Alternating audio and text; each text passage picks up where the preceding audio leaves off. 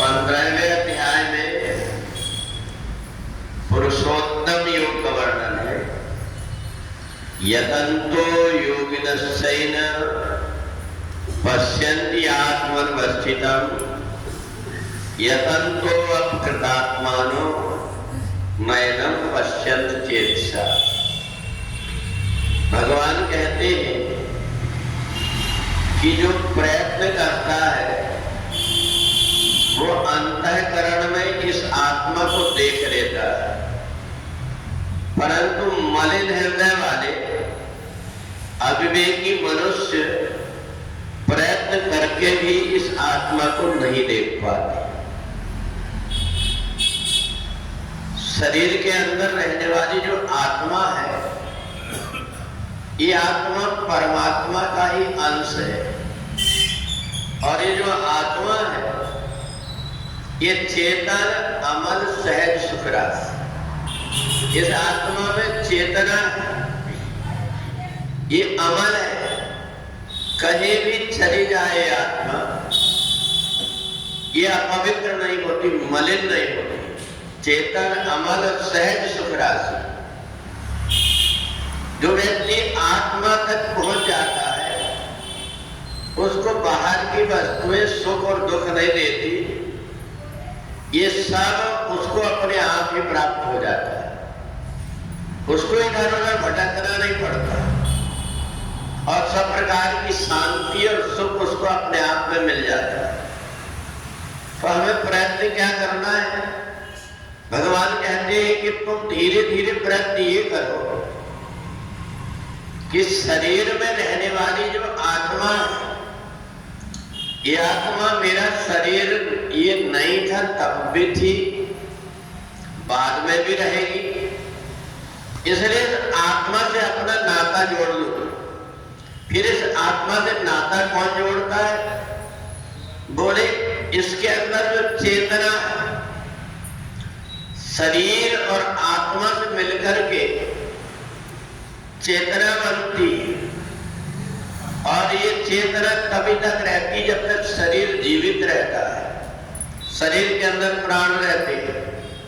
हम उस समय पर ये देख करके कि केवल हमने खाना खा लिए, सो गए, संतान परिवार उत्पन्न कर लिए, इतने अकेले में उलझ करके रह गए तो अपने आप को हम जान नहीं पाए।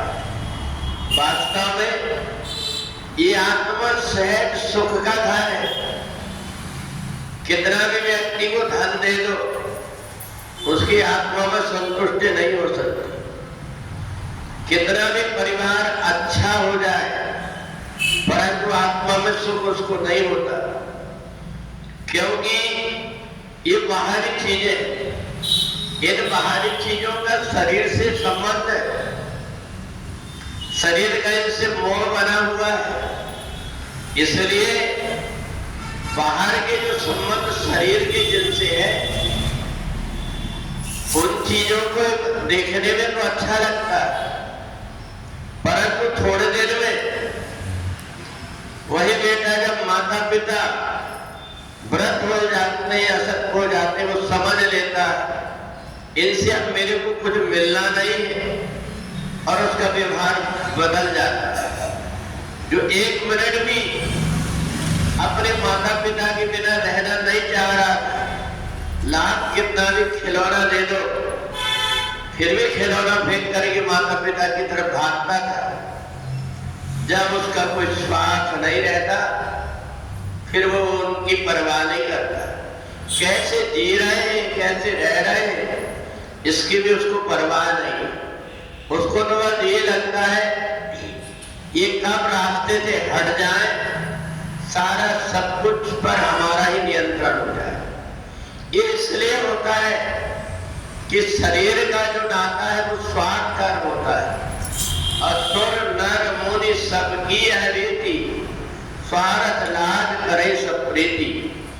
अगर परमात्मा की तरफ हमारा मन गया तो निस्वार्थ प्रेम करने वाला केवल एक परमात्मा होता है। इसलिए ये शरीर में, संसार में रहते हुए जो संसार में खो जाता है वो आत्मा से दूर हो जाता है, और जो संसार में आकर के संसार की परवाह न करके आत्मा की खोज में निकल पड़ता है, वह उठते बैठते चलते फिरते सभी प्रकार के कार्य को करते हुए आत्मा में रमण करते रहता है, सहज समाधि अवस्था में रहती है।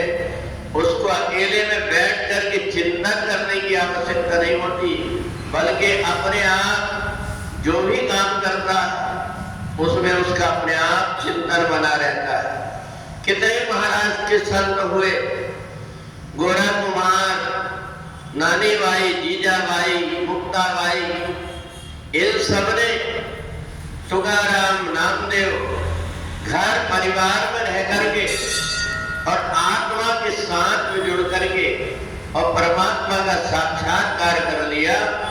इसलिए भगवान कहते हैं तुम सामान्य नहीं हो, सब मनुष्य में उत्तम मनुष्य बनने की कोशिश करो, अच्छी तरफ चलो तो तुम्हारा उद्धार हो जाएगा, नहीं तो जन्म और मरण के चक्कर में पड़े रहोगे। बोले वृंदावन बिहारी लाल।